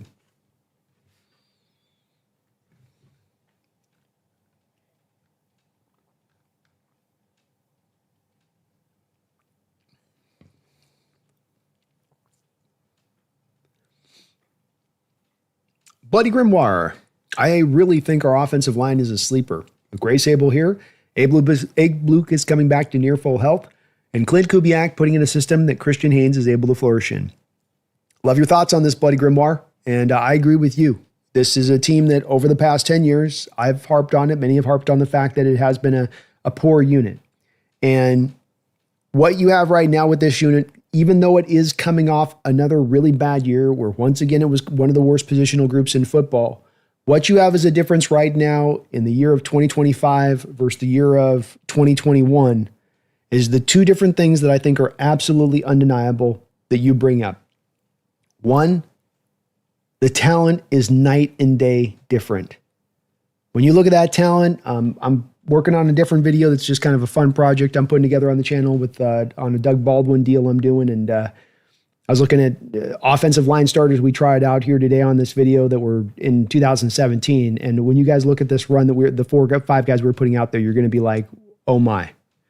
So when you look at this team over this 10-year period when the offensive line's been bad and at its worst and looked at the pure talent it had, and you'd walk away going, well, it makes sense why they aren't good.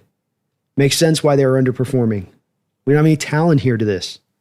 And now what you've done this year is you're now at that spot that started with Charles Cross 3 years ago, where bit by bit you've put prime talent in here now. And then you've taken care of the other part of the process you mentioned, which is the coaching. And then it's been a good bit of time since we've had a real legitimate offensive line coach. Probably Mike Solari in the last 8 years is probably the best one we've had.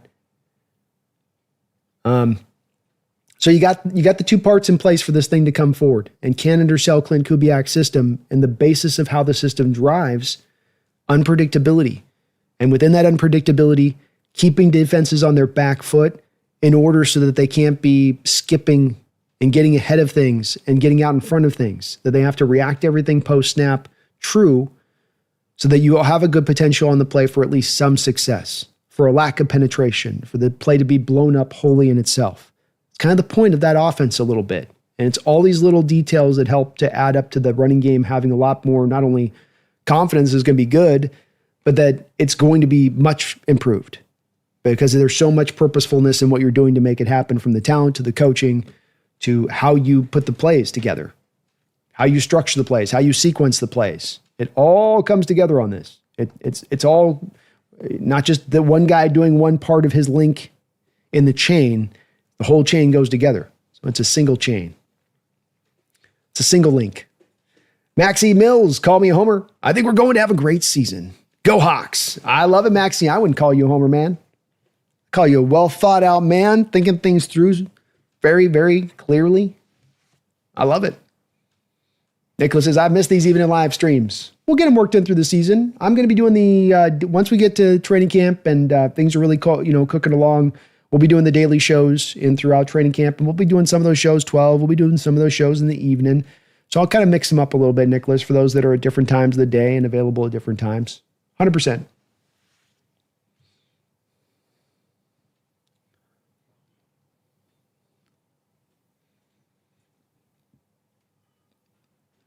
Randall McDaniel, thank you for the $5 donation, Randall. He says, besides right guard, what are other camp battles you're looking at? I think center is a legitimate battle. I bet we hear about a very physical camp.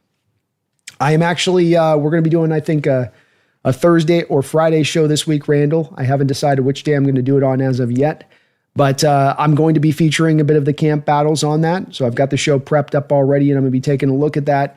There are a couple different spots on this team that I think are very interesting battles to be taking a look at. You mentioned the most important one, though, that is absolutely at the tip of the spear here, which is going to be the center position.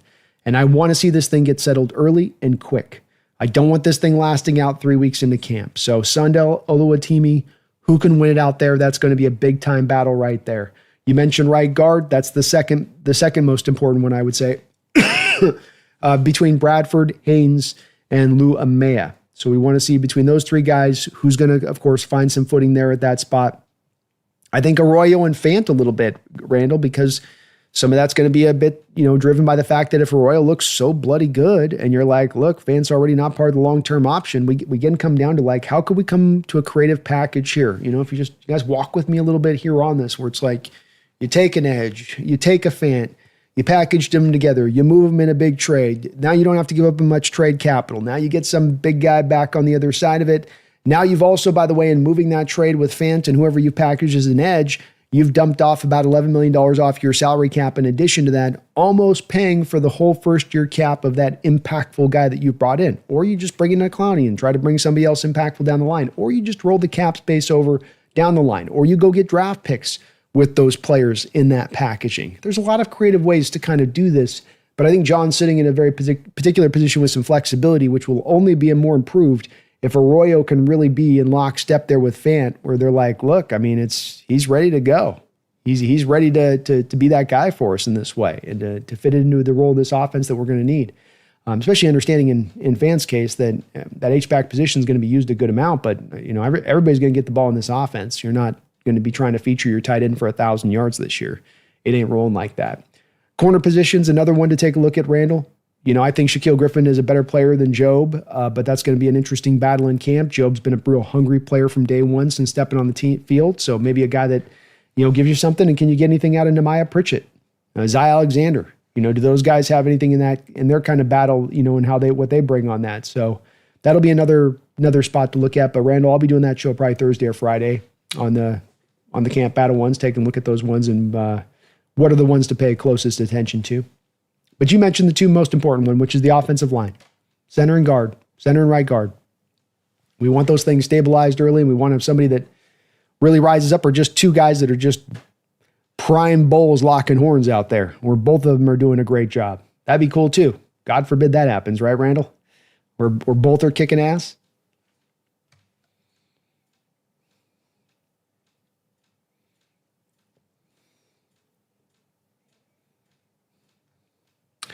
Randall McDaniel, thank you for another $5 donation, man. I appreciate all of your support today, man, and everything you do for the channel. Says, which Harbaugh do you think Mac tries to model himself after more? My guess is John, as he's a defensive guy. Obviously, learn from both. Just interesting.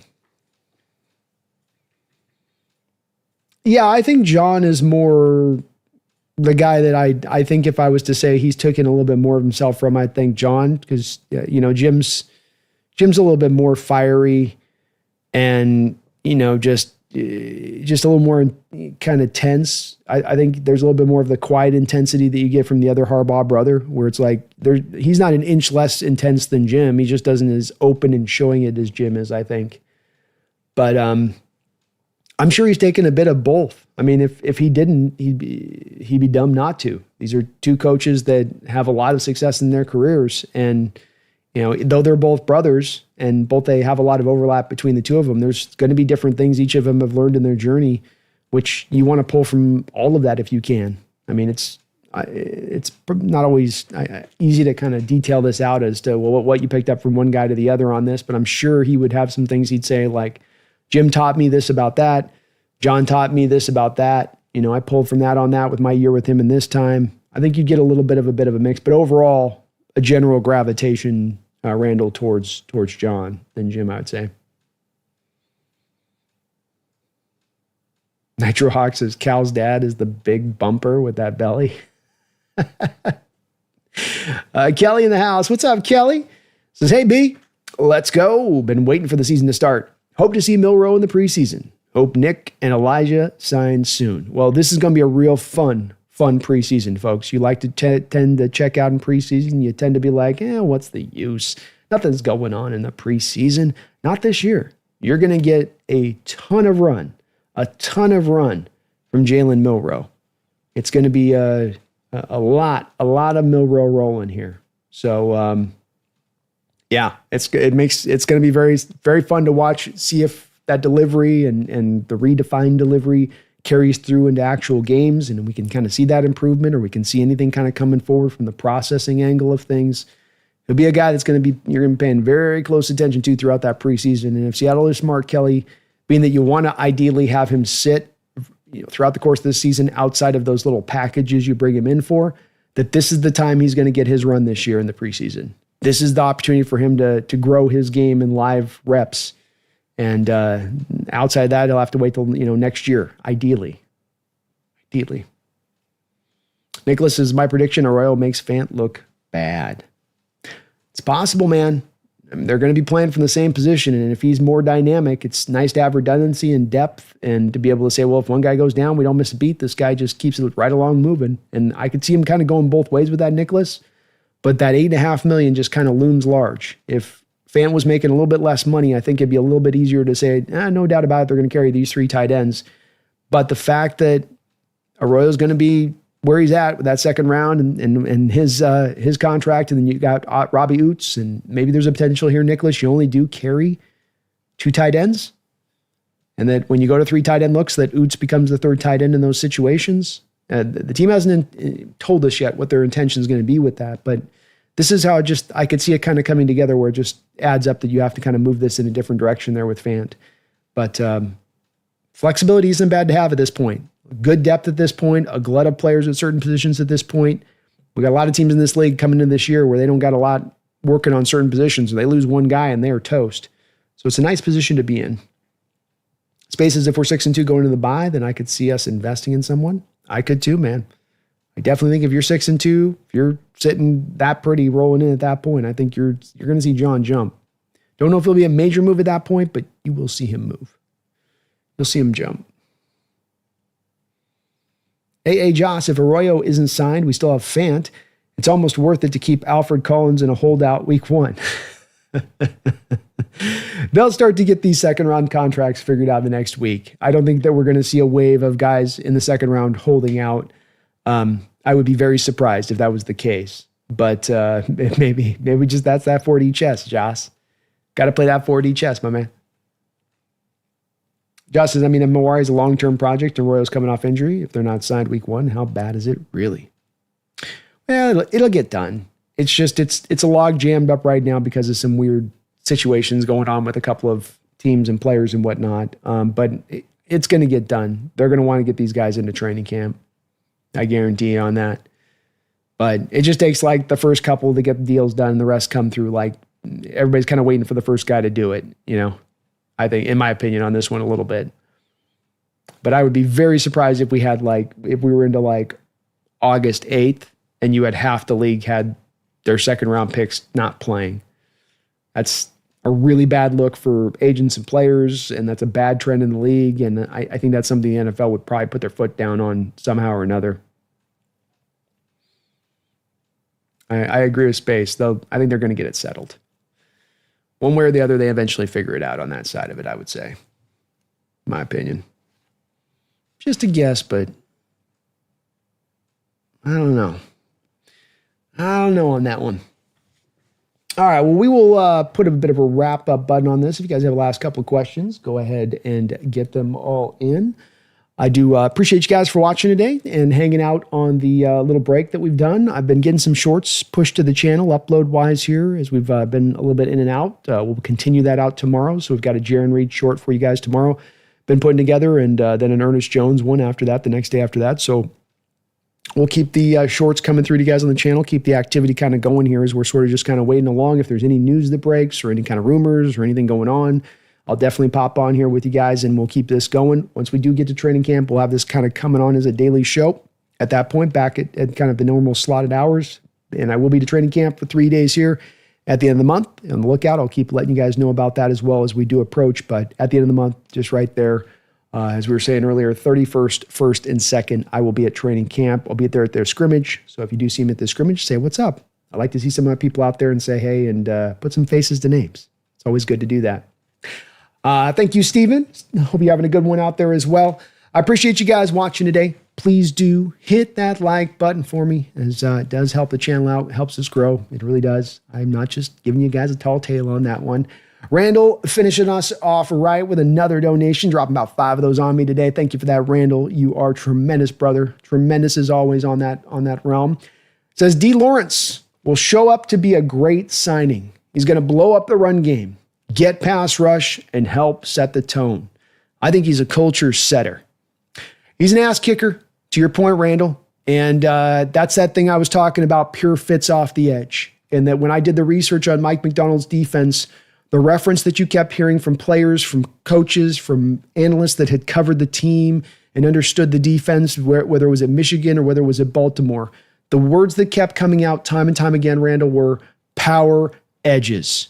And it was such a thing that jumped out to me, Randall, because so often a lot of this defense has been housed in nose tackles or in inside linebackers. You know, you would have thought that a little bit of that, well, your defense didn't take off, Mike, until you got Roquan Smith in there. So but no, he would tell you it's those power edges now because we're no longer in 3-4 defenses. This defense under what it was under Rex Ryan, what it was under Buddy Ryan, it's not a 3-4 really anymore. It's going to spend more time in nickel. So there's going to be more of the onus upon those edges to have to be better at their job, better at the job of setting that hard edge. And Derek Hall, a guy that did come forward really tremendously as a pass rusher last year and had some moments here and there where he gave you something in the run game, he doesn't give you that really, despite being a power player, he doesn't give you a really great power edge. I don't even have really a great explanation for it because he did it well in college out at Auburn. It just hasn't been something he's done as well as a pro as of yet. It may come forward. It may be something that he starts to develop, but when you watch the tape of him, it stands out that he has a really hard time in the run game. And so this guy alleviates that, Randall. You're not going to be having to force snaps out there with Hall in the run game. You can kind of protect him a little bit here into making him, I think, more of a rotational pass rusher. And then that's going to help not only the rotations, but you just to be more effective playing and play out. But he's that guy off the edge. He is that power guy off the edge that's going to control the tackle, that's not going to be moved around.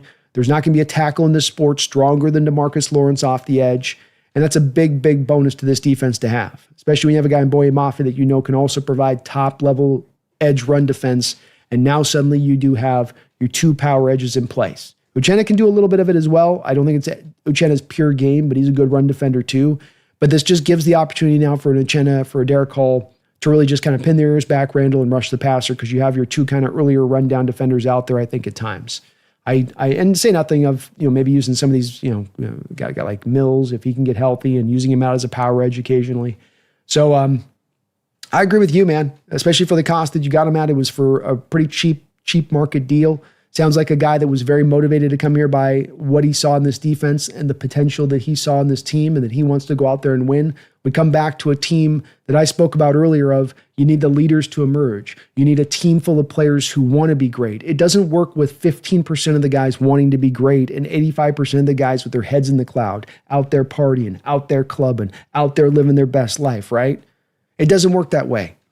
You've got to have a near full collection of the players coming together in that way for where their era is at. In different eras, it requires a different amount of connection and a different amount of buy-in in that way. But that's what you have to get in that final puzzle piece. And then bringing a guy like DeMarcus Lawrence in or a Leonard Williams in or a Julian Love in, what you've done over the past couple of years is bring these minded players in. Bring these guys that are locked and loaded in this manner that you don't have to tell them what time of day it is. They walk in out the door knowing what time of day it is. They know what type of shape they got to be in. They know the level of commitment it takes to be the kind of player they need to be on that football field come game day. And they're going to put the work in to make that happen. And again, I understand that this all sounds self-evident to a certain degree, but it's not. And I think it's really hard to find. And if you pin John Schneider down and you said, John, what's the toughest thing here in doing your job at times? I think one of the toughest things he'd point to is just being able to always have that fire ignited full blast for every player. Being able to read it on prospects and see if they've got it inside them, to maybe they look like they had it inside them, but then they don't have it inside them once we draft them, to making them realize the urgency of the moment. That's really what it is. It's that you don't have a long NFL career. You got today. Tomorrow's promised to no one. You got today. Can you capture that, and can you capture that as a full team? And if you can, that's where greatness is built. Steve, I'll be in Dallas and Hawaii when you're at camp. Oh, I'm sorry I missed you out there, Steve. Maybe next year on that one. I'm going to be doing this as a yearly occurrence, and I think the hope would be maybe I can expand this every year where I get maybe even a couple weeks down there if I can pull it off somehow. So we're going to eventually get there where I'll be doing all of camp somehow or another. I don't know how I'll pull it off, but someday or another. Hey, Joss, I'm so fired up for DeMarcus Lawrence. People are sleeping on him, but that dude is still tough. Tough as nails, man. Long and strong. And a guy, he's going to lock out those tackles and keep them in full control the whole time. Lock out the tackle, squeeze the hole, keep your outside shoulder clear if the runner wants to bounce the ball outside. He's going to be able to do all of that, and it's all over his tape. It's been all over his tape throughout his career. There's some slight questions with DeMarcus on maybe always getting, a lot of pass rush. He's going to give you some pass rush, but giving you, always top end level pass rush. Of course, some of this is going to be based on where his health is at, as that's been sometimes a limiting factor for him through the years when it comes to the pass rush. But as a run defender, when you turn on those snaps and those reps, he's a monster. He's a monster. Taker 610. Thank you for the $5 donation, Taker. Appreciate you for that. We're likely to have 6 new enclosed stadiums opening by 2030. Tennessee, Cleveland, Chicago, Jacksonville, Kansas City, and the DC area. The era of open air football is coming to an end. I love this dono, man. Well, thank you first for the dono, but I love what you had to say on that, where you have a lot of teams now that have been in open air. A lot of these teams that have conditions. Jacksonville, you can have the rain and the wet weather with the wind. Kansas City with the cold. DC doesn't tend to be, I think, as bad, but can be a little bit wild and varied at times with the open air stadium out there. Tennessee tends to be pretty good. They don't tend to have too many problems out there, but Chicago and Cleveland, I mean, you talk about a remarkable difference, and can't help but think, Taker, when it comes to Chicago, a team that's been built, monsters of the Midway, defense, toughness, that brand of football that lends itself so well to playing outdoors in the elements, especially when those elements are brutal as they can be out there in Chicago. Does it start to build a different brand of football team for them? And maybe that's for the better for Chicago, because that brand of football hasn't been working too well for you lately, has it? But that will be a big change. That will be a big sea change. I mean, I will say this. I would estimate that if we ever have another stadium here in Seattle that's built for football, I would estimate that it's probably going to have a retractable roof minimum.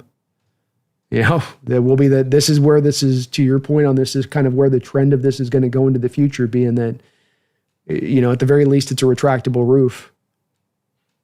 And I like it. It makes sense. I like the elements too. I do. But at the same point in time, I also understand and get that, people sometimes don't like watching football played when things get super sloppy, and it's like that game we had last year, Taker, with 16-6 against the Cardinals, and the offenses couldn't do anything, and nobody could throw the football, and everything just was kind of disjointed and out of sorts. So it makes some sense. But then back to your point on this, if it's going this way, even if you're a team that's like the Seahawks, that maybe thinks on the surface of it, we don't need the short passing attack, precision passing attack, the throwing of the football, because we're going to play outdoors, we're going to be in the elements. Well, now you start thinking, yeah, but we're actually more often than not going to be playing in these indoor kind of places. So having a team that's fielded to play that way actually is probably smart. Versus prior, maybe you're driven a little bit more by thinking it's going to be a bit 50-50 on what I play inside or controlled conditions versus halfway into the year, we're going to be out in situations where the wind's going to be a blowing, the rain's going to be a raining, and the cold's going to be frosty. Love it, Taker. That's pretty incredible, man. Pretty incredible. Steve says, got to build them like Minnesota, where it feels out like outdoors with natural light, but fully domed. That's a good point. That's that thing too with the retractable roof potentially, where if it, the roof technology was coming along back when the Mariners did it, 25 years ago or whatever. Maybe now it's going to get to the point here in the next 10 years where you can just easily be able to apply that thing and it's just roll it on, roll it off. Or like you say, the Minnesota one where they just find the creative ways to use the light, because it does feel like an open air stadium with Minnesota. It absolutely does. But of course, entirely enclosed. Get the best of both worlds, I guess, a little bit. Dune says fans are getting soft and staff is getting tired of shoveling snow. Haha. Everything's getting softer, man. More cushions. More cushions. Hey, Josh, 6'3" Bears. That's right. It's not very monstery of the Midway lately. Taker with another $2 donation. Thank you for that, Taker. Appreciate you. Also, the Niners are stuck with a sucky stadium. Ha, ha, ha. Yeah, they've got the outdoor stadium, which can definitely be some dirty games out there, man. I mean, they've got about a bit of what we have to deal with once you get into the winter in that area of it. You're going to get rain. You're going to get wind. You're going to get wet. It's going to be pretty wet. And at all times of the year, it's capable of kicking into place. I mean, we played them week 2, I think 2 years ago, and we were in a pretty rainy game in that just week 2 experience. So it's kind of all times of the year that it could hit. What's funny about that, Takers, is actually better where they're at right now than it would have been down there by the water, where, man, Candlestick could get super windy down there, like super windy. But I don't like their stadium. Levi Stadium to me is just like, it's got no personality. It's got no character. There's nothing that differentiates as a stadium from anything else. I mean, like Steve talked about with Minnesota, at least with Minnesota, you've got the light coming in and there's a brightness to the way that the stadium looks. Levi Stadium is drab. It's like a Hollywood filter that they put over the top of the camera.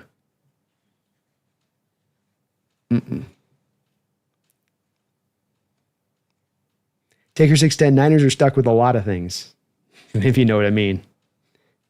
They got quite a few things they're kind of stuck with right now. Dune Moose, they should use a coin flip to determine whether a retractable roof is open or closed on game-by-game basis. Haha. I like it, man.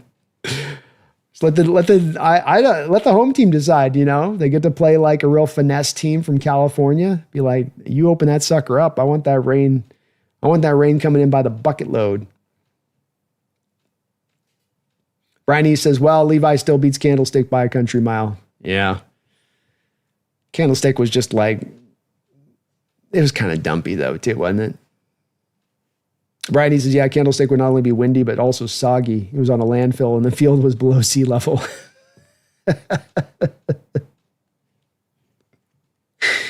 Just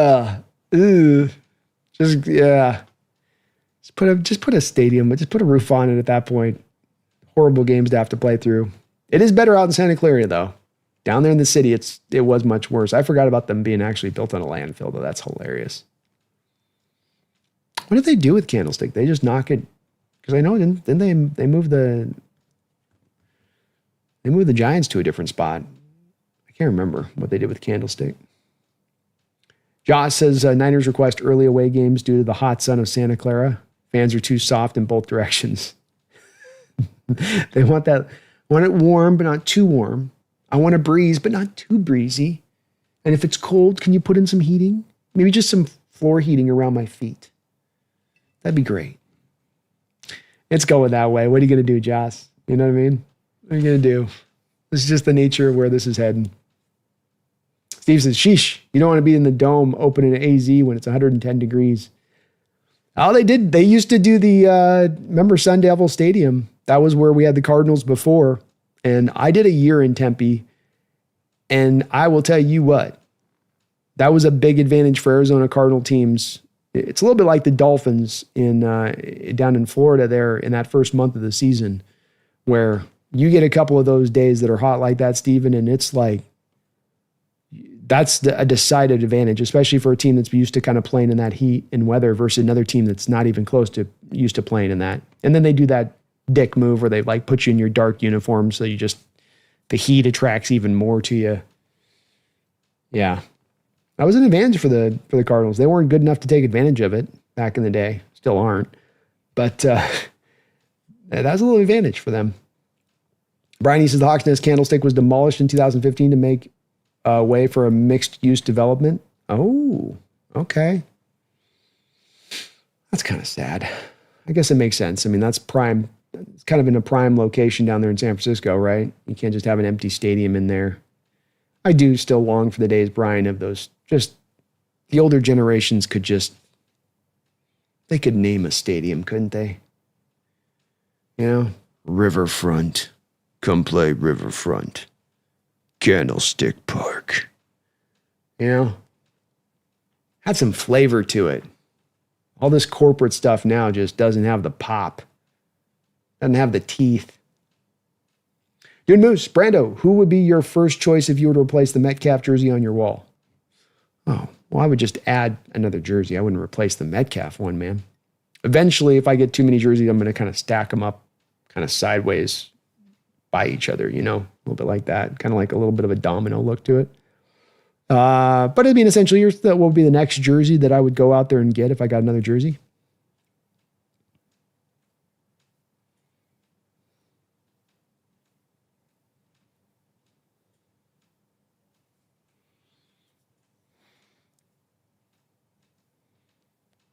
Question.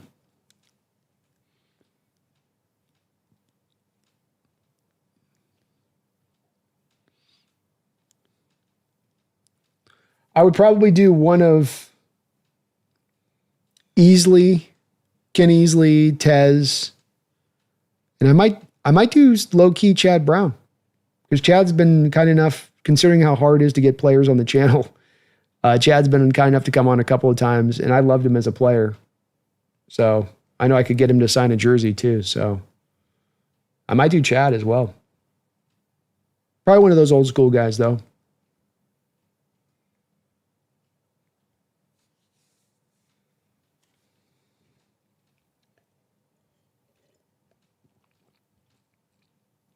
Stephen Holler, it was awful at the Sun Devil Stadium on those aluminum bleachers.